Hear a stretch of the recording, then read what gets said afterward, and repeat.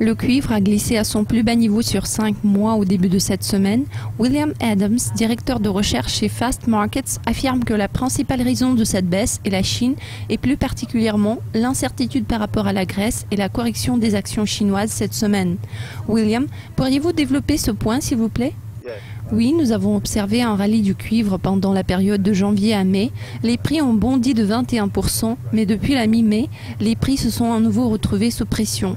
Je pense qu'à cette époque, la principale raison était l'incertitude suscitée par le ralentissement en Chine. Plus récemment, la situation en Grèce est passée au premier plan, car les marchés sont préoccupés par les turbulences que ça provoque en Europe.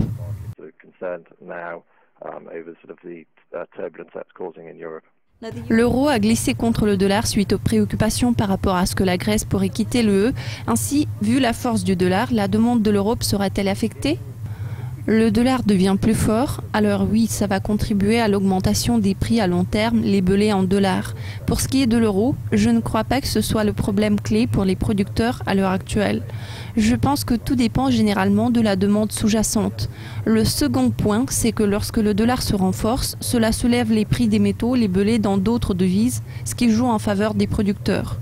À la limite, cela devrait stimuler la production. Dans l'ensemble, c'est un facteur négatif pour les prix des métaux. Je pense que ça va être le facteur clé car ça pourrait retarder la réduction potentielle de la production. William, quand allons-nous voir le rebond des prix du cuivre et jusqu'où pourrait-il aller à votre avis ? À l'heure actuelle, même si le sentiment est très négatif, nous avons vu une amélioration des indices des directeurs d'achat plus tôt ce mois-ci. Nous avons observé la même tendance le mois dernier et elle se poursuit toujours. Je pense que ce phénomène rassure les producteurs car ils voient que la demande ne s'effondre pas, donc on pourrait s'attendre à une certaine amélioration. Après une longue tendance à la baisse, en particulier en Chine, il y a eu beaucoup de déstockage. En règle générale, le déstockage ne peut pas se poursuivre sans cesse.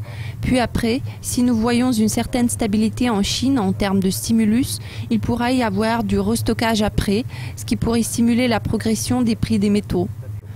Il est à noter que le cuivre est passé en dessous du niveau de 5500 hier et a atteint son plus bas à 5440. Un peu plus tôt dans l'année, il avait touché le fond à 5340. Alors, il se peut que le cuivre revienne retester ce point bas, mais il va trouver du soutien à la marque de 5000, à partir de laquelle il pourra commencer à rebondir. Je tiens à souligner que je ne suis pas trop optimiste par rapport à ce métal, mais je pense qu'il pourrait remonter vers 5800 plus tard dans l'année.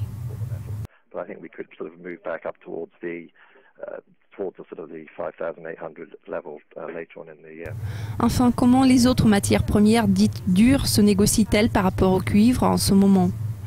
Bien que le cuivre soit faible, les autres métaux se négocient généralement encore plus bas. Ils ont tous rallié pendant la période de mars à mai. Mis à part le cuivre et le plomb, tous les métaux sont passés en dessous de leur plus bas enregistré en mars et restent à des niveaux relativement bas. Contrairement au cuivre, la plupart des autres métaux se situent maintenant à un niveau inférieur aux coûts de production marginaux. Ainsi, des réductions dans les autres métaux seraient tout à fait logiques. À l'heure actuelle, le cuivre résiste relativement bien, même s'il est plus faible qu'avant. Cela conclut notre aperçu des marchés des matières premières. Restez à l'écoute pour plus de mises à jour et d'interviews exclusives.